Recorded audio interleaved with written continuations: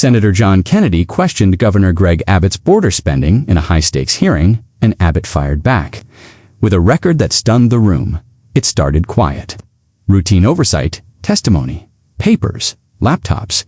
Everyone half distracted until Kennedy raised his hand, leaned forward, and asked Abbott, "Where exactly is the federal money going, Governor?" Abbott didn't blink. He didn't stall. He reached into his folder, pulled out a full printed record, and flipped it on the desk with one sentence. "Here's every dollar." Want to read it out loud? The silence that followed wasn't shock. It was challenge accepted. And suddenly, a calm exchange turned into one of the most revealing political standoffs of the year. "Tell us your age plus where you're watching from." This one gets deep. The hearing wasn't supposed to be dramatic. It was scheduled as a bipartisan review of federal-state coordination on immigration enforcement. Boring to most, packed with technical jargon, budget charts, and a rotating cast of governors asked to read off prepared remarks.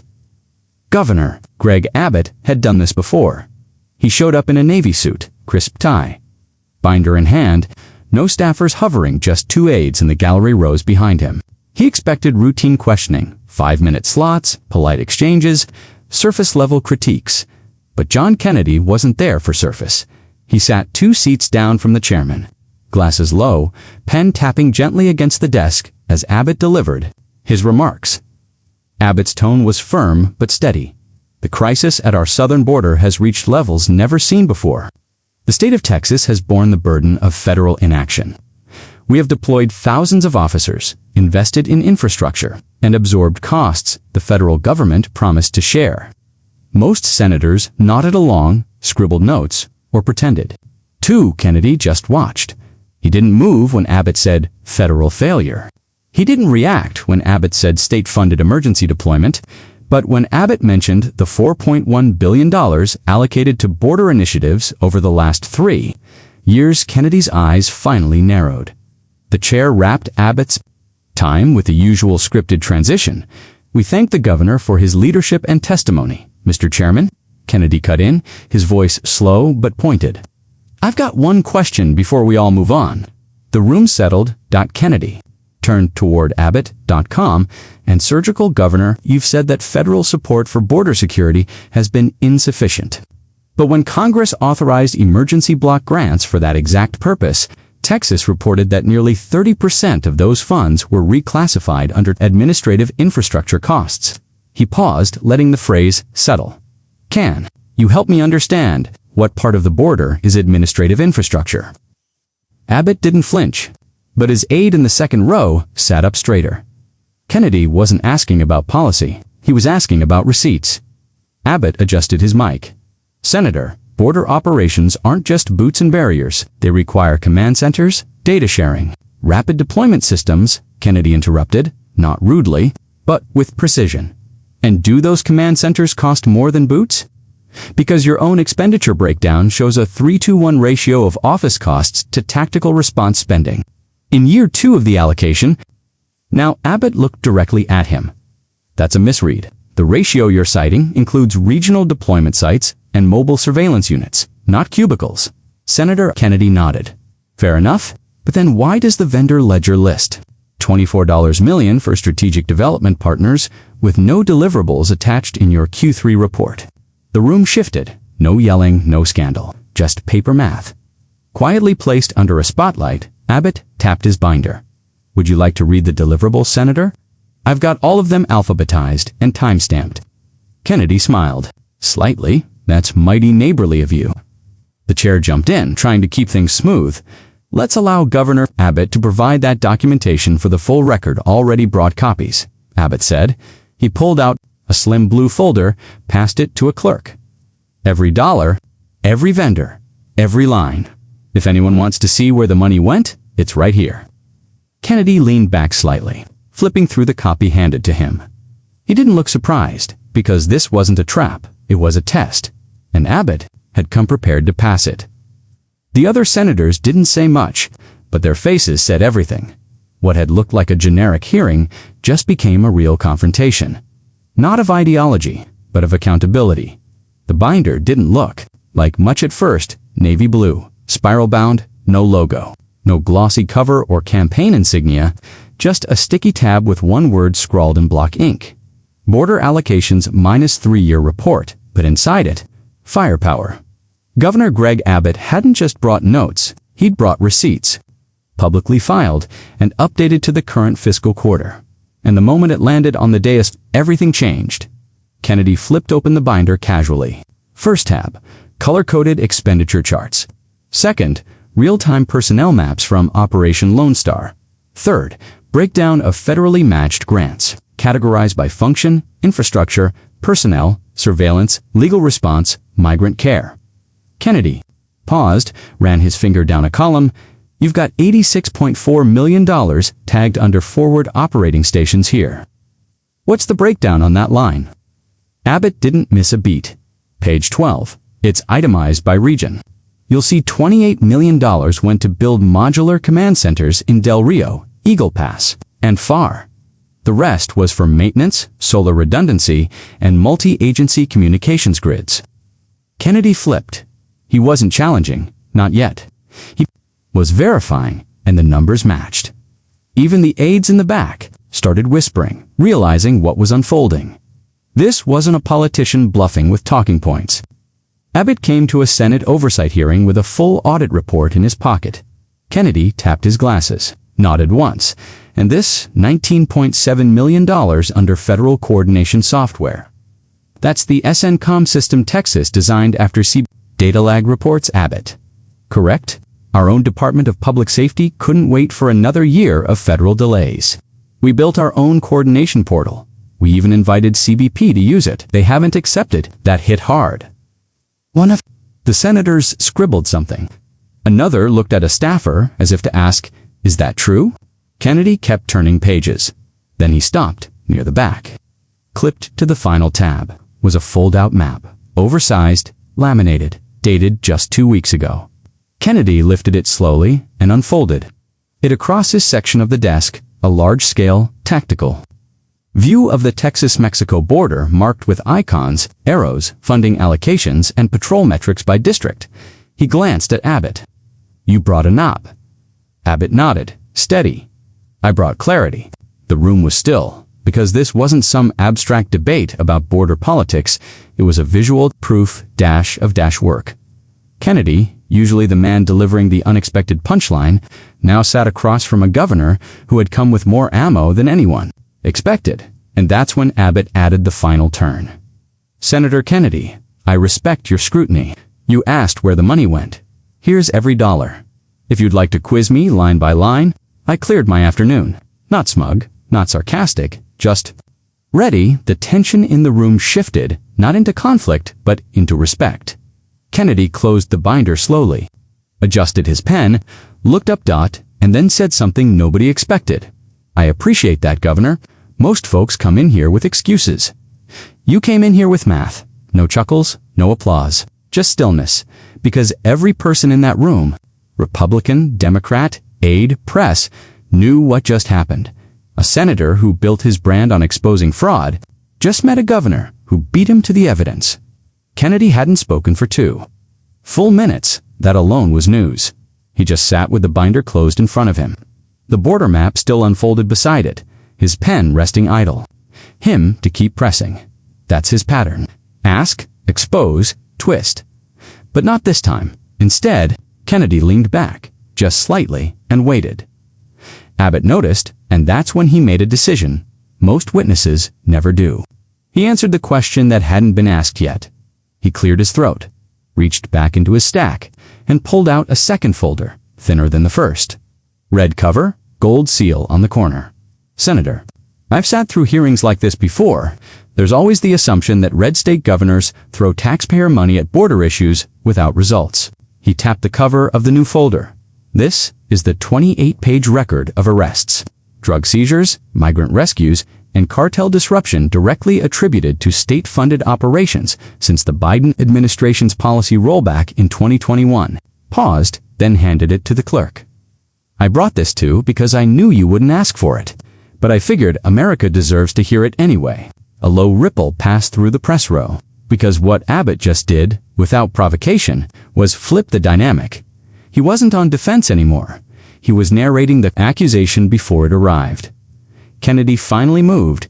He picked up the new folder, opened it, and scanned quickly. First page, minus 6,203 known cartel linked. Arrests made by state troopers, minus 38,700 pounds of narcotics intercepted before entering. U.S. cities, minus 812 minors rescued from trafficking operations across 9 counties, 71 federal referrals ignored by DHS, but processed by Texas DPS. Second page, photographic proof of cartel staging posts near Con Lake. Thermal imagery, timestamps, into agency comes, logs. Kennedy nodded. Low, quiet, almost to himself. Well, I'll be damned. Abbott didn't smile. He wasn't gloating. He wasn't campaigning. He was doing something rarer than that. He was forcing a shift. From critique to confrontation with reality. Senator, I didn't come here to defend a talking point, Abbott said. I came here to show what happens when Washington fails and a state refuses to wait for permission to act. And that sentence hit everyone hard, because it wasn't partisan. It wasn't even defensive. It was a mirror. Kennedy sat forward again. This time, he wasn't holding a question. He was holding a realization. This governor had just preempted the punchline. Had just walked directly into the fire and opened a folder full of fuel. Walked out of it unburned. The folder had been passed, the data laid bare, and the room still hadn't moved, not really. The senators shifted in their seats. A few aides leaned forward to glance at the new report. What Abbott had shown, it was what he had just said. I came here to show what happens when Washington fails, and a state refuses to wait for permission to act. That line landed like a hammer on the desk, not shouted, not thrown. The tension didn't rise, it thickened. The chair cleared his throat, clearly trying to steer the hearing back into routine. Thank you, Governor. That level of detail will certainly assist our appropriations team, Mr. Chairman, Kennedy said, still flipping through Abbott's second folder. We ain't through yet. Mike, again, if I may, I'd like to address the unspoken question. I know it's been sitting around this chamber for years. Now everyone turned, even the press leaned in. People think red states manufactured the border crisis for political points, that we inflate numbers, dramatize risk, and soak up funding. But here's what's real. The cartels don't check voting records. They don't care if a rancher's a Democrat or Republican. And when those ranchers call for help, they don't dial Congress, they call us. He tapped the folder. That's not a policy statement. That's 1,243,911 transcripts. The room went quiet again. Even Kennedy set his pen down. Abbott looked directly across the room now, not just at Kennedy, at the whole panel. We've been called racists, fearmongers, vigilantes, but I'd rather be called all three than be the guy who sat on his hands while a 10-year-old was trafficked to counties over. The chair leaned toward his mic, trying to interject. Governor, as important as these examples are, we do have a format. You want format? Abbott said, still calm. Let's format it this way. He reached for one last document. A single-page summary, no charts, no stats, just a list of names. These are 38 migrants, children and adults, found deceased within 12 miles of the Rio Grande in just the last 4 months. You want to talk funding? Talk to their families about what didn't get funded in time. Now the room really froze. One senator shifted uncomfortably, another whispered something to a staffer who quietly turned off their phone camera. Even Kennedy stayed silent. The chair tried once more. Governor, we will ensure that your full report is entered into the record. Thank you, Abbott cut in. That's all I wanted. Not airtime, not applause, just a record. And with that, he placed the final page on the desk, closed both folders, and leaned back. No notes, no zingers, no retreat, just a man who came with everything ready, and made the whole room ask itself why it wasn't. The clip was only 2 minutes and 7 seconds long. No background music, no flashy editing, no added commentary, just C-SPAN footage, zoomed slightly to frame Kennedy and Abbott, the navy and red folders, and the exchange that ended with Abbott's final words, not airtime, not applause, just a record. It was uploaded to YouTube by a small political news channel at 3:12 p.m. by 3:47 p.m. It had been reposted to Twitter with the caption, Abbott just reversed the interrogation. Kennedy didn't even flinch. By 4:30, it had cleared 1 million. Views. Not because it was a gotcha moment, not because someone got owned, but because viewers left, right, and center realized they were watching something rare. To politicians, in a room full of paper, actually holding each other accountable. Kennedy didn't try to pivot.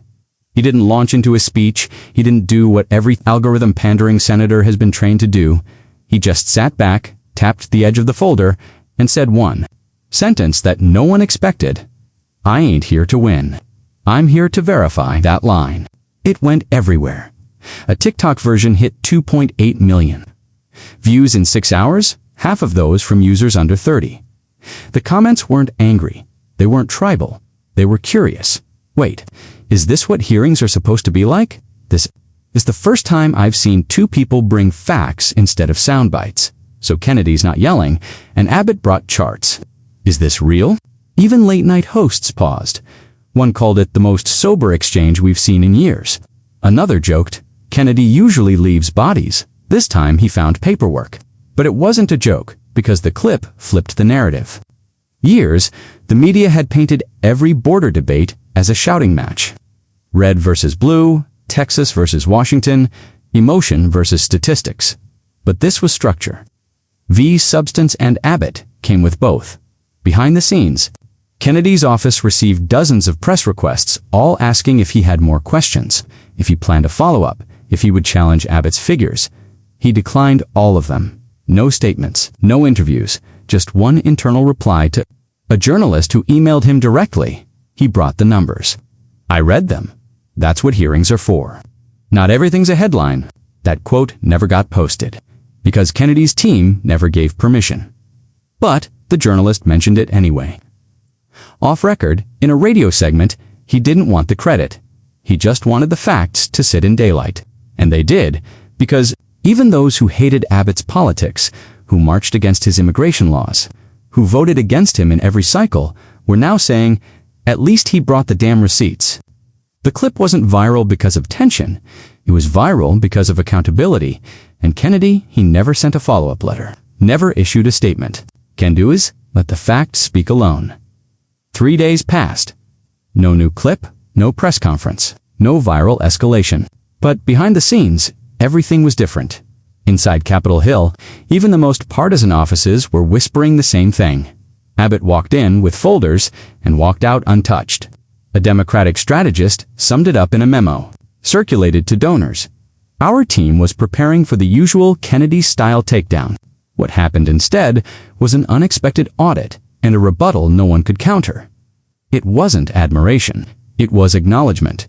Because when you come into a federal hearing and hand your critics more documentation than they asked for, you don't get applause, you get respect. Quiet, grudging, but real. Kennedy, the master of derailments, had found someone who did his homework too, and on both sides of the aisle. The impact rippled in a private caucus meeting later that week. One senator reportedly asked, "Do we even know where our own state dollars are going? If Abbott can do that in 10 minutes, what happens if we're next?" In Texas, Abbott's approval numbers ticked up slightly, not from his base, but from independents and moderates who had grown tired of noise. "I don't like the guy," one voter told a local paper, "but when he pulled out that map, I listened." Meanwhile, student groups that usually ignored budget hearings started dissecting the footage. One policy professor posted a side-by-side analysis of Kennedy's exchange with Abbott and a previous session with another governor who had dodged every funding question. His caption, "This is the difference between preparation and performance." And people noticed. Not just in Texas or Louisiana, but nationally, because it didn't matter if you liked Kennedy or Abbott. What mattered is they both showed up, one with a question, one with the answer. And no one left the room yelling. Even the media took a different tone. A headline from the Hill read, "Rare respect, Kennedy versus Abbott. Offers glimpse of functional oversight." The Washington Examiner published an op-ed titled, "When the paper beats the politics, even CNN." Typically skeptical of both men, ran a segment where the analyst admitted, this is what the country says it wants. Seriousness, facts, less yelling, more substance. But what hit hardest? It wasn't what Kennedy or Abbott said, it was what neither of them had to say. There was no victory lap, There was no shade, just one Southern senator who nodded, and one Texas governor who walked away with fewer questions than he came in with, and for a moment, a brief one. But powerful Americans saw something that's become all too rare. 2 leaders, 2 folders, 1 map, and a conversation that didn't need to go viral to matter. The chamber was empty now, not literally. The chairs were still occupied, aides still scrolling their tablets, the stenographer still typing, but the moment, the confrontation, the edge. Gone, Greg Abbott had said what he needed to say. Kennedy had asked what needed asking, and neither man had flinched. But as the governor collected his things and walked toward the side door, he paused just once and turned back toward the dais. He didn't look for a camera, didn't raise his voice, didn't try to be heard. He just said, to no one in particular, we shouldn't need folders like this to prove we're doing our jobs. And then he left. The sentence didn't go viral. It wasn't even caught cleanly on mic. But one reporter, in the second row, had her recorder still rolling. And when she replayed it later quietly, in her headphones, she realized something. Abbott had just dropped his own question. Not one for Kennedy, not for Congress, but for all of them. Why do we need to print out proof of duty in a country that claims to want solutions? It wasn't political. It was cultural. Because the truth was, Abbott had come in ready for a fight and left with a sigh. He wasn't angry. He wasn't smug. He was exhausted. Not from the numbers, not from the grilling, but from the fact that even doing the job now required a folder, a map, and a televised hearing just to be taken seriously. Kennedy understood that too. He didn't say anything as the governor left.